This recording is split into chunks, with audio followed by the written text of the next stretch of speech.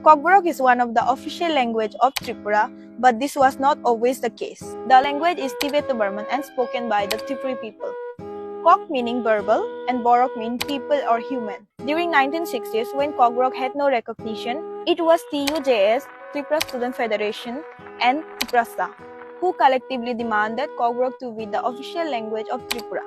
After years of struggle, on 19 January 1997, Kokborok was declared as the official language of Tripura, with the enforcement of Tripura Official Language Act 1970. Adhering to the historic occasion, 19 January each year is celebrated as the Kokborok Gosijak Masal or Kokborok Recognition Day. On this day, the Triprasa people remember and pay homage to the Kokborok language movement, taking pledge to uphold and protect Kokborok.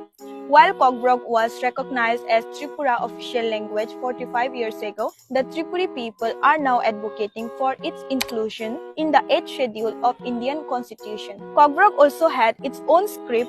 Do you know what it is called?